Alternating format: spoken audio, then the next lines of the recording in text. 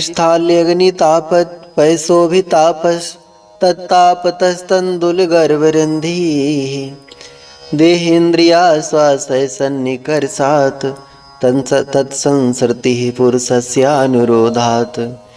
हाँ, देहेन्द्रियाश्वासैसन्निकर्षात् तत्संसृतिः पुरुषस्यानुरोधात्। रहुगण ने जब लौकिक दृष्टांत देकर अपनी बात रखी तो जड़भरत जी खूब हंसे और हंसते हुए बोले कि राजन, हो तो तुम महामूर्ख, पर विद्वानों के साथ में बैठकर आत्मा की बातें करना सीख लिया। आत्म तत्व के बारे में जानते कुछ नहीं, बातें बड़ी बड़ी करते हो।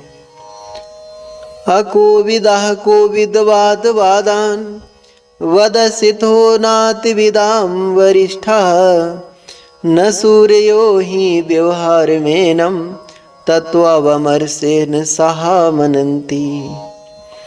मूर्ख होकर ज्ञानियों जैसी बातें करते हो। अरे राजन, जो तुमने दृष्टांत दिए वो सावयव पदार्थों के दृष्टांत हैं। जल है, बटलोई है, चावल है, आग है, ये सब सावयव हैं। इन्हें देखा जा सकता है, इन्हें छुआ जा सकता है, पर जिस आत्मा के साथ तुम घटा रहे हो उस आत्मा को देखा है? आत्मा को कोई छू सकता है? आत्मा का कोई रूप बता सकता है कि वह काली, पीली, भूरी, गोरी, मोटी, पतली कैसी है? आत्मा का स्वरूप आकाशवत है, जो निर्वयव है।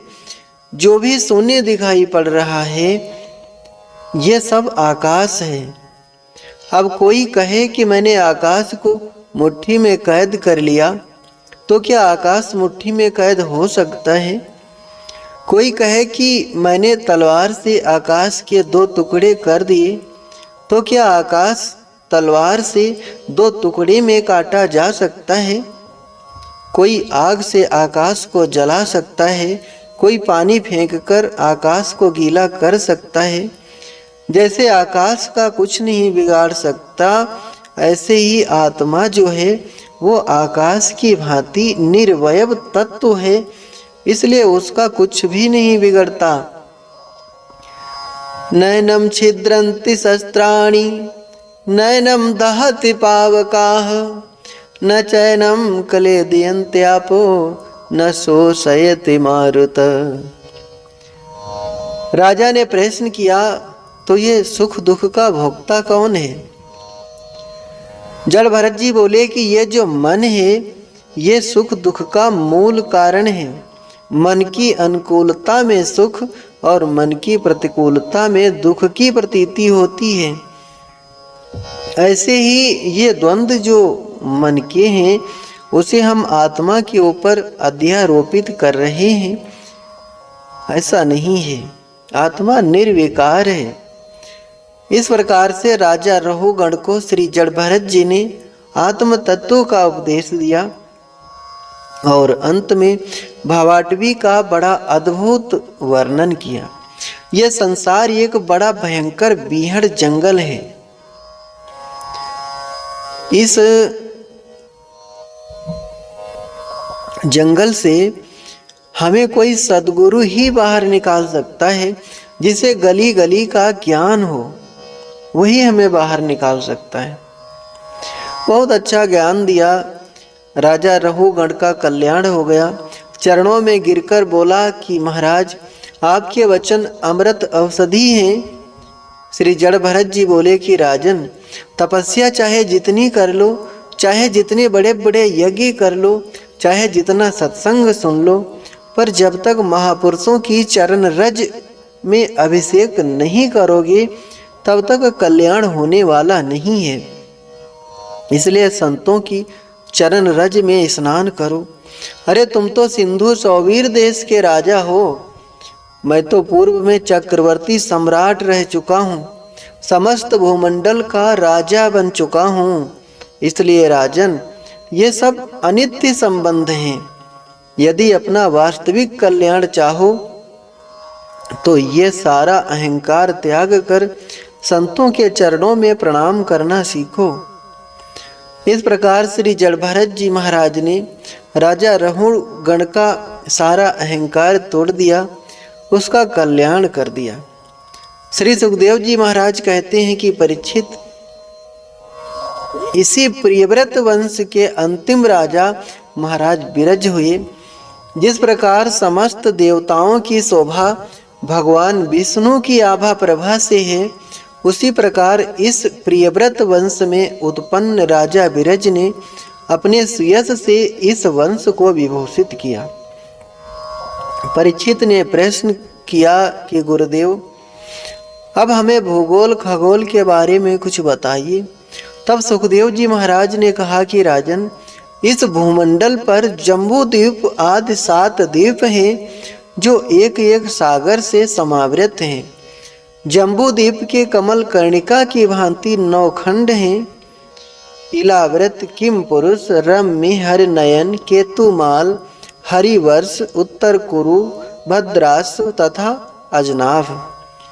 इस भारत भूमि में भगवान नर नारायण के रूप में बद्री विशाल में विराजमान हैं और देवर्षि नारद के साथ समस्त भारतीय उनकी आराधना करते हैं। भारत भूमि ही कर्म भूमि है, अन्य सब भोग भूमि है, जहाँ पे भोग भोगे जाती हैं। भारत भूमि में हम कर्म करके अपना कल्याण कर सकते हैं,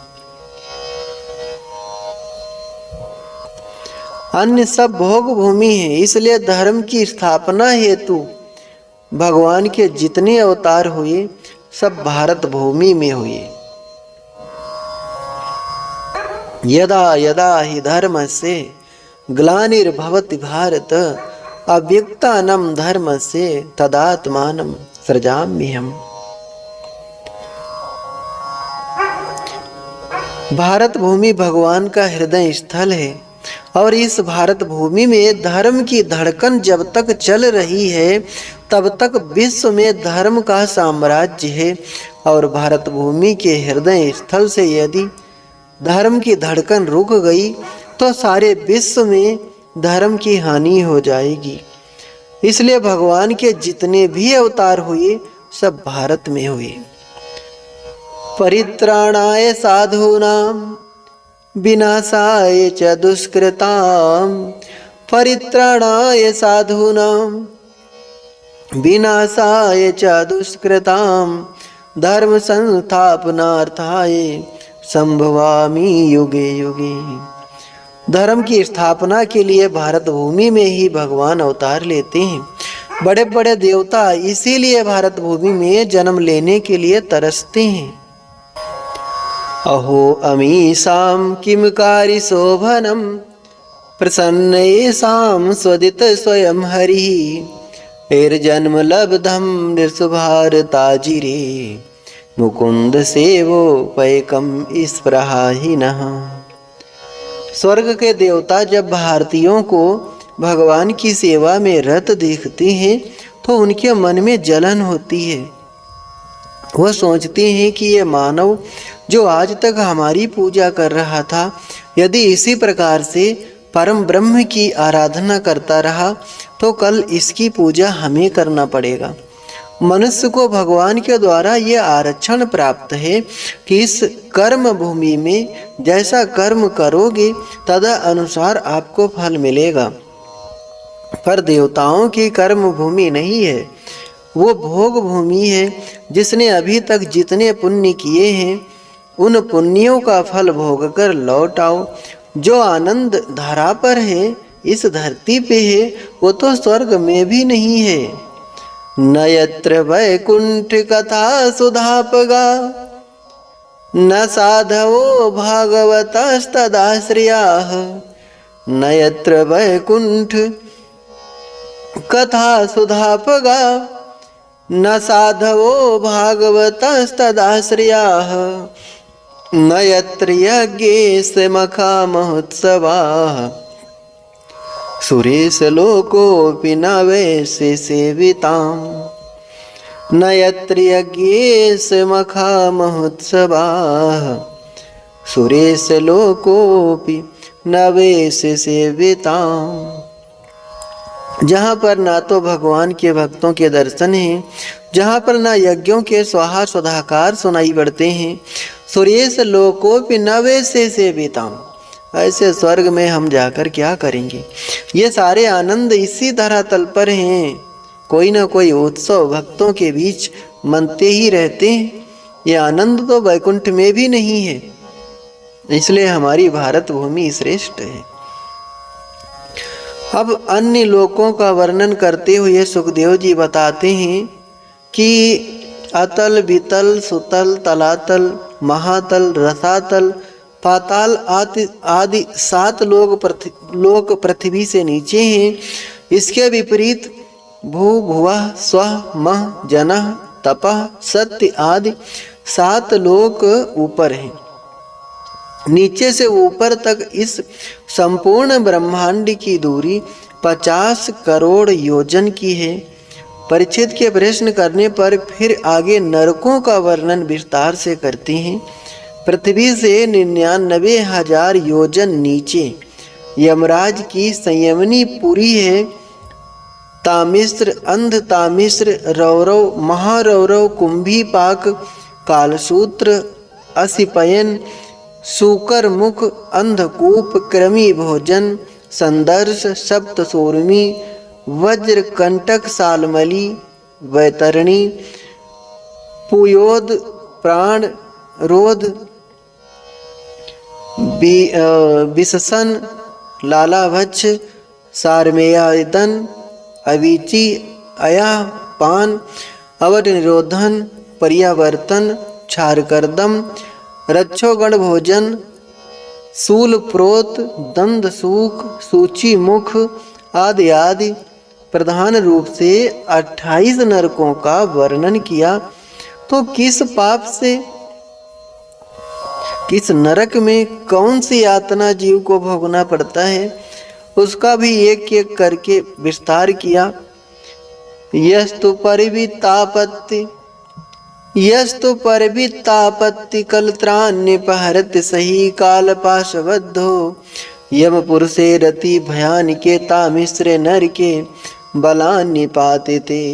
यस्तु परिवितापत्ति कलत्रान्यपहरति सही कालपाशबद्धो यमपुरुषे रति भयानिके तामिश्रे नरके बलान्यपातिते। जो प्राणी पर संपदा का हरण कर लेता है, पर स्त्री का हरण कर लेता है, बच्चों का हरण कर लेता है, यमदूत उसे तामिश्र नरक में ले जाकर पटक देते हैं। इस नरक की भूमि ताम्र के समान आग में तपती हुई लाल रहती है। उस अग्नि संतप्त भूमि पर जीव भयंकर कष्ट पाता है। जो जीवों को काटकर उनका मांस भक्षण करते हैं, उन्हें कुंभी पाक नामक नरक में खौलते हुए तेल की कढ़ाई में झोंक दिया जाता है। वहां वो पकौड़े की तरह फूल जाता है। जो घर में आए हुए अतिथियों को क्रोध की निगाह से देखता है, वो वक्रतुंड नरक में जाकर पड़ता है तथा उस जीव की आंखों को गीध निकाल कर खा जाते हैं। नरकों का इतना भयंकर वर्णन किया कि परीक्षित रोमांचित होकर बोले कि बस करो महाराज, मुझे तो बड़ा डर लग रहा है। सुखदेव जी हंसकर बोले कि डरने की कोई बात नहीं, नरकों को तो जीवों के कल्याण के लिए ही बनाया है। अरे भगवान ने सुंदर तन दिया और हमने क्या किया, इस कपड़े की सफाई कभी नहीं की और दाग पर दाग लगा दिए। जब जीव अपने जीवन में अनेक प्रकार के पाप के दाग लगा देता है और प्रायश्चित के साबुन से कभी उसकी सफाई नहीं करता, तो फिर भगवान ने धोबी घाट बनाकर तैयार कर दिया है। धोबी घाट पे वही कपड़ा जाता है जो गंदा है। उस विडंबना से बचना चाहो तो बढ़िया से बढ़िया साबुन लेकर अपने ही हाथों से रगड़ कर साफ कर दो। परीक्षित ने कहा कि भाई सफाई हो जाए ये तो अच्छी बात है, परंतु ये तो सफाई का बहुत ही विचित्र तरीका है। और यदि साबुन ढूंढा जाए तो कौन सा साबुन सबसे बढ़िया है? आप तो कोई ऐसा साबुन बता दो जो सस्ता सा हो और एक बार रगड़ने से सारा मैल धुल जाता हो। सुखदेव जी बोले तो नोट करो, इतना बढ़िया और इतना सस्ता साबुन है कि एक बार रगड़ कर कहीं धो दिया तो बड़े से बड़े दाग ढूंढते रह जाओगे। तपसा ब्रह्मचर्येण समेन चा दमेन चा त्यागेन सत शौचाभ्यम यमेन नियमेन चा। नरकों से बचने का सबसे सरल उपाय है तपसा ब्रह्मचर्येण, तपस्या करो, ब्रह्मचर्य का पालन करो, समेन चा दमेन चा त्यागेन तत् शौचाभ्यम यमेन नियमेन चा। सत्य बोलो, पवित्रता से रहो, यम नियम संयम का पालन करो तो इन नरकों से बचोगे। प्रायश्चित करो और उसके साथ साथ में नाम जपो। केचित केवलिया भक्त्या, केचित केवलिया भक्त्या वासुदेव परायणा अघम धुन्वन्तिकास्त्रेण निहारमिव भास्कराः। केचित केवलिया भक्त्या वासुदेव परायणाः अघम धुन्वन्तिकास्त्रेण निहारमिव भास्कराः। सुखदेव भगवान कहते हैं, परीक्षित, जैसे भगवान भास्कर सूर्य नारायण के उदय होने पर संपूर्ण त्रिभुवन का अंधकार समाप्त हो जाता है, ऐसे ही भगवान के मंगलमय नाम का मुख से गान करते ही जीव के जन्म जन्मांतरों के पाप पुंज भस्मीभूत हो जाते हैं। सकृन् मनः कृष्ण पदारविन्दयो निर्वेशितं तद्गुणरागिहरिः न ते यमं पाशवृतश्च तद्भटान् स्वप्नेऽपि पश्यन्ति जीर्ण निष्कृताः। नाम कैसे भी लोग कल्याण होता ही है। वो लोग धन्य हैं जो नाम का आश्रय लिए हुए हैं। धन्यास्ते कृतिनाः विवन्ति सततम श्री राम नामामृतम। परीक्षित ने कहा, महाराज ऐसा कभी हुआ भी है? कोई प्रमाण है आपके पास कि नाम लेने से कोई तर गया है? सुखदेव जी ने कहा कि हाँ, हम तुम्हें एक उपाख्यान सुनाते हैं, अजामिलो उपाख्यान। कानिकुब्जे दुजः कश्चित् दासीपति रजामिलः नाम्ना नष्ट सदाचारो दास्यः संसर्ग दूषिताः।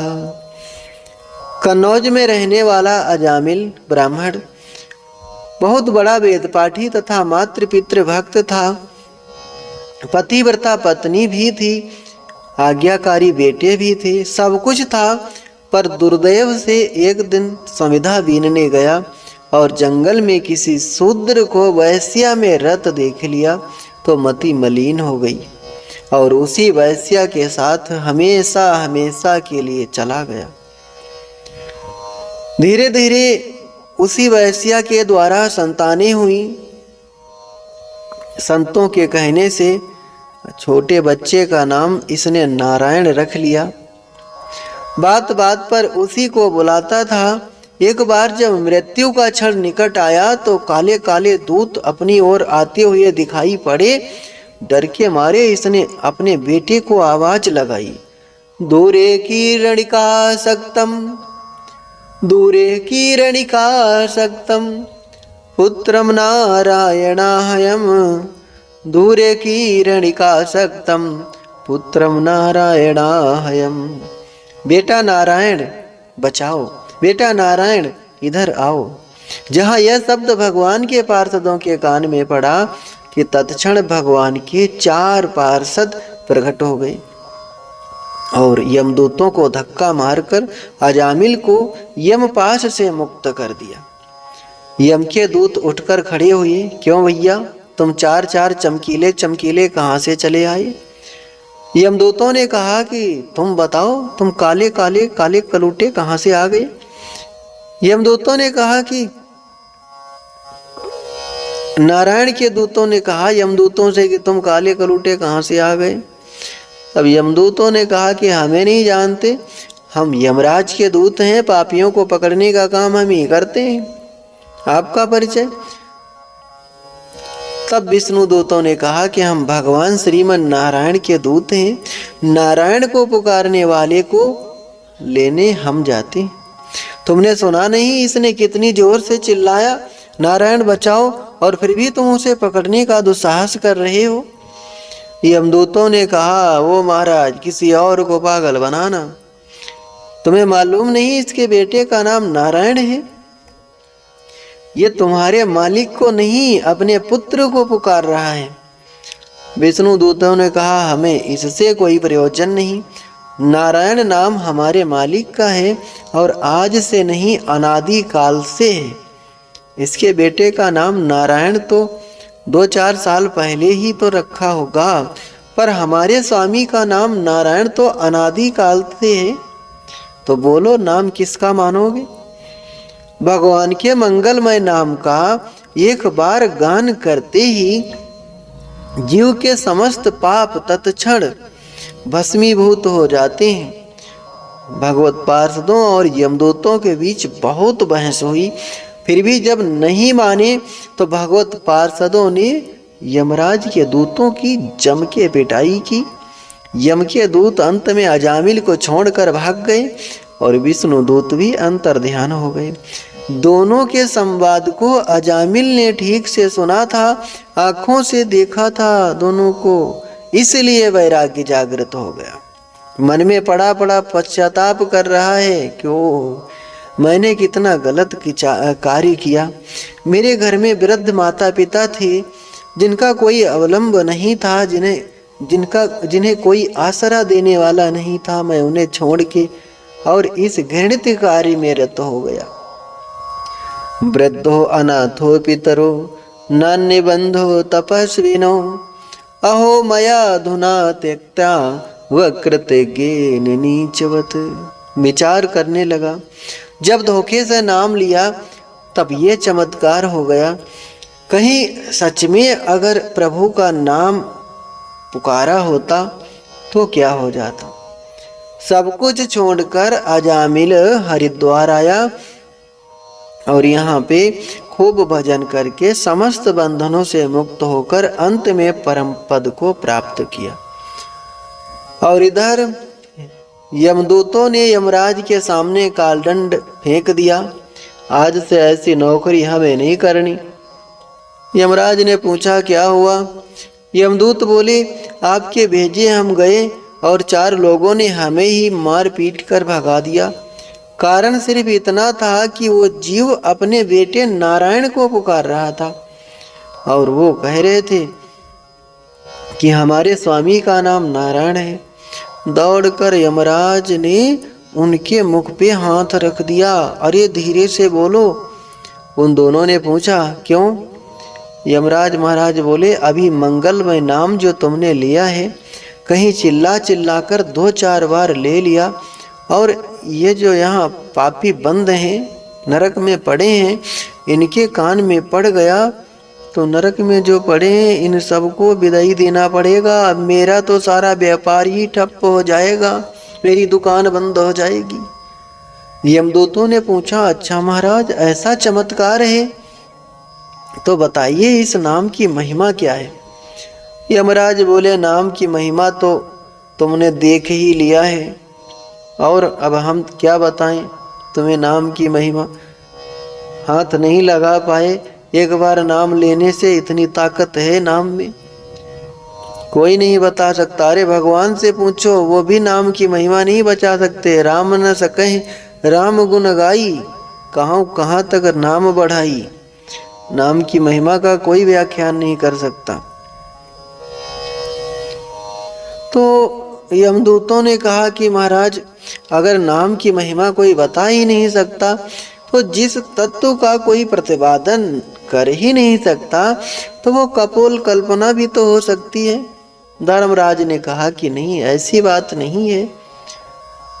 हम 12 लोग हैं जो थोड़ी बहुत नाम की महिमा जानते हैं। इस तरह से यमदूतों को समझा के और नाम की गरिमा का निरूपण किया तो यम के दूत बोले कि अब हमें ज़्यादा झंझट में नहीं पड़ना है, हमें तो सीधी सीधी बात बता दो कि हम किसे पकड़ने जाया करें। यमराज ने कहा तो फिर सुनो। जिह्वा न भक्ति भगवत गुण नाम ध्येयम चेतश्च न स्मरति तच्चरणारविंदम। जिह्वा न भक्ति भगवत गुण नाम ध्येयम चेतश्च न स्मरति तच्चरणारविंदम। कृष्णाय नो नमति यदचिर एकदापि ताननय ध्वंसतो कृत विष्णु कृत्यान्। कृष्णाय नो नमति यच्चिर एकदापि ताननय ध्वंसतो कृत विष्णु कृत्यान्। यमराज कहते हैं कि जिनकी जिह्वा से हरि का नाम ना निकले, जिनका सिर हरि के चरणों में ना झुके, जिनका चित्त हरि के चरण कमलों का चिंतन ना करे, बस ऐसे लोगों को लाया करो, बाकी किसी को हाथ भी मत लगाना। सुखदेव जी कहते हैं कि परीक्षित, ये कथा मुझे कुंभज ऋषि यानी अगस्त्य ऋषि ने मलय पर्वत पर भगवत सेवा में सुनाई थी। इसे कपोल कल्पना मत समझ लेना। आज प्रसंगानुसार मैंने तुम्हें सुना दी। अब तुम ही बताओ, इससे ज्यादा नाम की महिमा और क्या हो सकती है। अब परीक्षित ने प्रश्न किया कि भगवान, आपने मुझे जो ध्रुव जी का चरित्र और वंश सुनाया, वो वंश आपने केवल प्राचीन वरही के पुत्र प्रचेताओं तक सुनाया, उसके बाद आपने उनका वंश आगे नहीं सुनाया। आगे क्या हुआ? तब सुखदेव जी महाराज उस अध्याय को पुनः प्रारंभ करते हुए कहते हैं कि परीक्षित, प्रचेता गणों का विवाह वृक्षों की कन्या वार्छी से हुआ और उन्होंने दक्ष नामक पुत्र को जन्म दिया और तपस्या करने चले गए। दक्ष ने तपस्या करके अस्किनी कन्या से विवाह करने के बाद 10,000 पुत्रों को जन्म दिया। पर नारद जी ने उन समस्त बालकों को कूट प्रश्नों में उलझाकर ऊर्ध्वरेता ब्रह्मचारी बना दिया। नारद जी ने उन बच्चों से बड़े विचित्र प्रश्न किए। बच्चों बताओ, दोनों तरफ बहने वाली नदी का नाम क्या है? बच्चे चक्कर में पड़ गए। ऐसी नदी तो हमने आज तक सुनी भी नहीं, हम नहीं बता सकते, हमने नहीं देखा। नारद जी ने पूछा, अच्छा तो ये बताओ, ऐसा कोई बिल देखा है जिसमें घुसने के बाद कोई निकला ही नहीं? बालक बोले, नहीं देखा महाराज। पुनः नारद जी ने पूछा, अच्छा तो विचित्र भाषा बोलने वाले हंस को देखा है? बालकों ने कहा, नहीं देखा। नारद जी ने पुनः प्रश्न किया, अच्छा तो पुंसचली के पति को जानते हो? बालकों ने उत्तर दिया, नहीं जानते हैं। नारद जी बोले, तो तुम कुछ नहीं कर सकते, सन्यासी बन जाओ। बालकों की जिज्ञासा करने पर नारद जी ने सबको चेला बना लिया और समझा दिया कि देखो, दोनों तरफ बहने वाली नदी का नाम है माया, जो सृजन भी कर रही है और संहार भी कर रही है। जिस बिल में जाने के बाद कोई निकला ही नहीं, उसका नाम है मोक्ष। मोक्ष पद पाने के बाद कोई लौट कर थोड़ी आता है। यद गत्वा न निवर्तन्ते, और विचित्र भाषा बोलने वाले हंस का नाम है शास्त्र। शास्त्र कहते कुछ है, मतलब कुछ और ही निकलता है। पुंसचली माया के पति हैं माधव। ऐसे सब रहस्य बताने के बाद नारद जी ने बालकों को विरक्त कर दिया। दक्ष को पता चला कि मेरे 10,000 पुत्रों को नारद जी ने अपनी शिक्षा देकर उन्हें बैरागी बना दिया। बड़ा क्रोध आया, पर अपना क्रोध पीकर रह गए और अब की बार दक्ष ने 1,000 बच्चों को जन्म दिया। नारद जी ने उन्हें भी कूट प्रश्नों में उलझाकर महात्मा बना दिया। अब तो दक्ष के क्रोध का पारा हद से ज्यादा बढ़ गया और स्थिति ये आई कि सामने से ही नारद जी आ गए। फिर तो क्या था, नारद जी को दक्ष ने हजारों गालियां सुना दी। भिखमंगों का रास्ता दिखाने वाले पाखंडी नारद, तूने मेरे नन्हे नन्हे बच्चों को, जिन्होंने अभी दुनिया भी नहीं देखी थी, उन्हें तूने बाबा बैरागी बना दिया। जहाँ मेरा श्राप है, तेरा पैर कभी एक जगह पर नहीं टिकेगा, तू जगत में ऐसे घूमते ही रहेगा। तब से नारद जी बेचारे घूम ही रहे। नारद जी चुपचाप मौन होकर वहां से चले गए, कोई जवाब नहीं दिया और मन में सोचा कि अच्छा ही हुआ, संतों को एक जगह टिकना भी नहीं चाहिए। ऐसा विचार करके नारद जी चुपचाप चले गए। दक्ष नारद जी की इस सहनशीलता से प्रसन्न हुए, क्योंकि नारद जी चाहते तो बदले में चाहे जितने श्राप दे सकते थे, पर उन्होंने ऐसा नहीं किया। समय बीता, अब की बार दक्ष ने 60 कन्याओं को जन्म दिया और दक्ष की इन्हीं 60 कन्याओं से संसार का विस्तार हुआ। इन 60 कन्याओं में से 13 कन्याएं कश्यप जी को ब्याही गईं। दिति, अदिति, दनु, काष्ठा, सुरसा, इला, ताम्रवती, कद्रु, बिनता आदि आदि, ये सब कश्यप जी की पत्नियां हैं। अस्किनी, भरणी, कृतिका, रोहिणी आदि 27 कन्याएं चंद्रमा को ब्याही गईं। कश्यप जी की दिति नामक पत्नी से दैत्यों का जन्म हुआ और अदिति नामक पत्नी से देवताओं का जन्म हुआ। दिति की रचना नामक एक बेटी थी, जिसका विवाह त्वष्टा मुनि के साथ हुआ। इनके 2 बेटे हुए, विश्वरूप और सन्निवेश। विश्वरूप ब्रह्मज्ञानी था और इतना अद्भुत ब्रह्मज्ञानी था कि देवताओं का पुरोहित भी बना। परीक्षित ने पूछा कि महाराज, देवताओं के पुरोहित जब ब्रह्मा जी थे, बृहस्पति जी थे, तब भला विश्वरूप क्यों बने? सुखदेव जी बोले कि राजन, एक बार इंद्र अपने दरबार में अप्सराओं का नाच गाना देख रहे थे।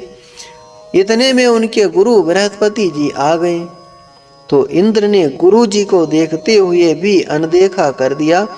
उसने सोचा कि अब स्वागत के चक्कर में नाच गाने का आनंद कौन किरकिरा करे। गुरु जी समझ गए, वाह चेला हमें देखकर मुंह घुमा रहा है। गुरु जी नाराज होकर अंतर्ध्यान हो गए। अब इंद्र ने चारों तरफ बहुत ढूंढा, पर गुरु जी का कोई पता नहीं चला।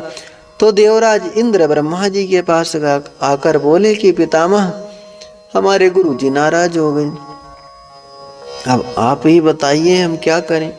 ब्रह्मा जी ने कहा कि भाई एक काम करो, जब तक तुम्हारे गुरु जी प्रसन्न ना हो जाएं, तब तक विश्वरूप से मार्गदर्शन प्राप्त करो।